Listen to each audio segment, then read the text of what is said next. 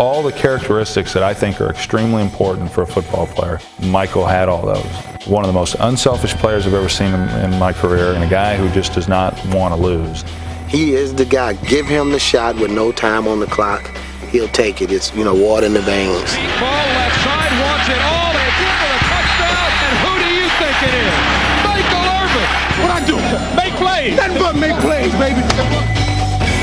They called him the Playmaker, and no nickname ever fit better. Going way down the field for Michael Irvin, bumping and grinding at the 5. He's got it. The ball. Touchdown, Cowboys. Brilliance by Michael Irvin. Brilliance. In his 12-year career, Michael Irvin caught 750 passes. But statistics hardly measure what he meant to the Dallas Cowboys. Up in the air, tip, caught, touchdown! Is it Michael Irvin or Michelangelo? He was the most colorful Cowboy when the Cowboys were the most colorful team in football. There's no business like show business. There he is. Have a seat, Mike. Come on. What color is that? I'm bad with colors. After he retired, I sat down with Michael to talk about his career as one of football's most fashionable stars. Now, when you look at someone else, what's the first thing that you look at someone else's appearance? You look at his shoes. His shoes. When you were growing up, Michael, I read a story about, you said that when you grew out of the shoes. My dad just cut the top of them. Right, that's what he did. If your shoes got too small, he said, let me see them. He said, well, let's rub them good shoes. Boy, let me get them. And he'll cut right here and cut across there. And my toe is out. He said, see, they don't hurt your toe anymore, but them good shoes. And you wear them like that. Once he put on a pair of spikes, Michael never worried about footwear again. He played a leading role in the Miami Hurricane dynasty, then joined the Cowboys, eager to do the same. I met Michael probably the second day that I had owned the Cowboys. Had that same patented smile, and at that particular time said, Mr. Jones, we're going to have some fun together. He stands, he throws it right, Irvin, crossing pattern, got it, might go, 45, 40, 30 to the 20, a man to beat, Woodson will get him at the 10, Irvin breaks free, Michael Irvin scores! When you get ready to play against the Playmaker, first of all, you had to eat hearty all week long because you had to bring your behind with you. It was going to be a physical game. He quickly became one of the NFL's best receivers and earned a deserving reputation as its most combative. When he first came out, I was watching film of him. He's fighting the defensive backs every play. He's fighting the guys. And I go, what is this kid doing? I was at a coaches competition committee meeting once, and they were talking about offensive pass interference. And they were talking about the Michael Irvin rule. Do you know what I'm talking about? Yes, I do. Everybody always had a lot of admiration on the competition committee for the way Michael Irvin played the game. But it just got to be unfair because he was not only physical, he was intimidating. You could see DBs that would actually just, scatter the guy. He has that big mouthpiece. One thing you can see is his eyes.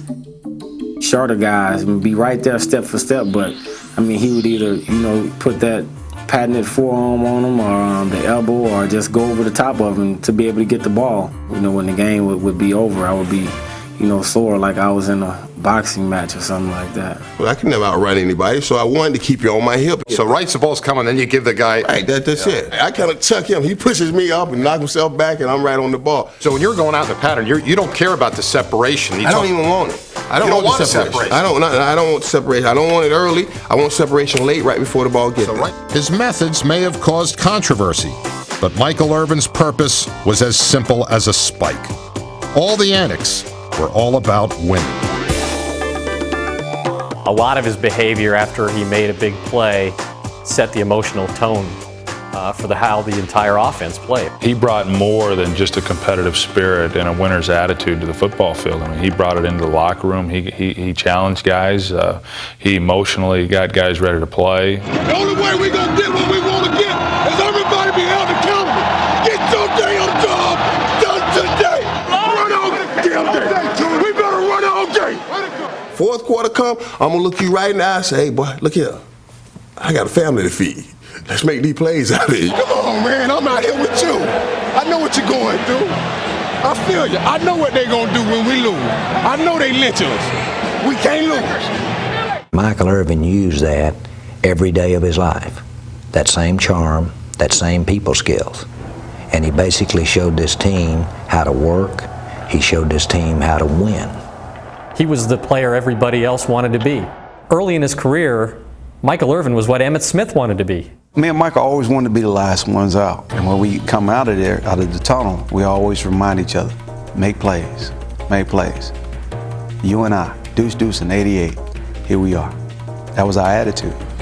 Psh, psh. Let's do it.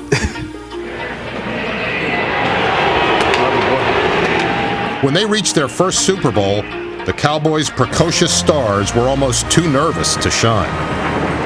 I remember us walking out, Emmett and that's the first time my knees ever buckled. I walked out, I was like, whoa, you felt that? Now his must have buckled at the same time too, because he looked at me like, yeah, you felt like I felt that. Oh, you got butterflies on this. That's big, right? It is big. It's awfully bright out here. Oh yeah. A lot of damn people, huh?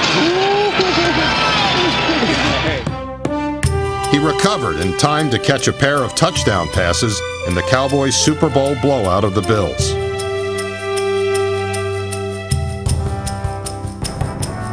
Irvin jumping, catch at the 3, diving, touchdown!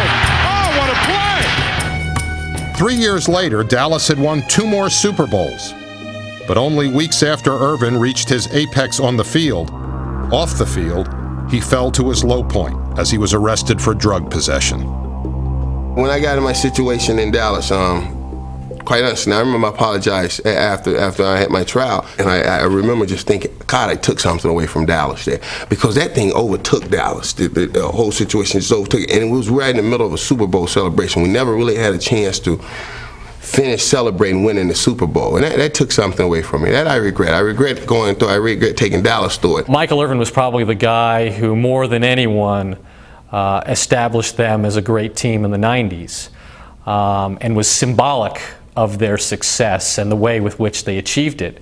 And at the same time, probably nobody did more to ruin the legacy, the rich tradition of the Cowboy franchise than Michael Irvin did.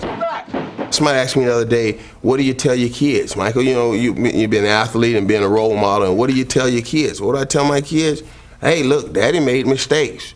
Look, you're gonna make mistakes. That's okay. Get back up and let's fight again. That's the greatest thing football has taught you. I mean, football's always taught you, hey, no matter how bad you got beat, no matter how bad somebody beat you down, it'll be a next week. Get back up and let's fight again. Irvin fought literally until the last reception of his career, when a glancing blow in Philadelphia left him paralyzed for nearly 20 minutes.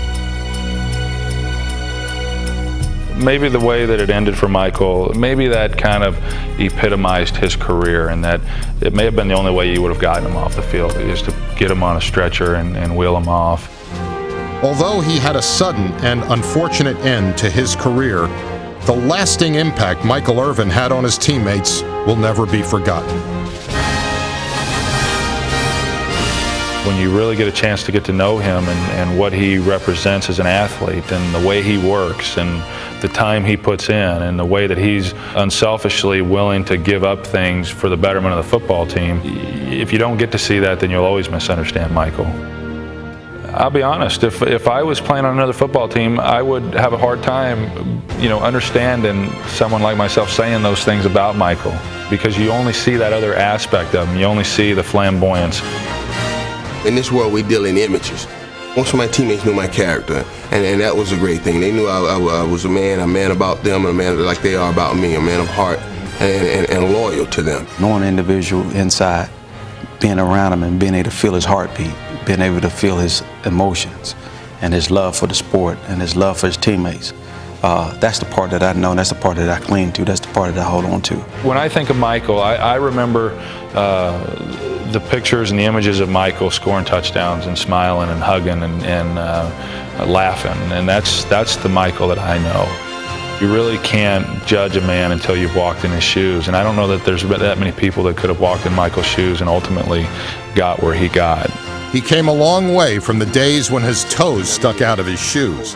But no matter what he wore, Michael Irvin always had the look of a winner, and that never goes out of style.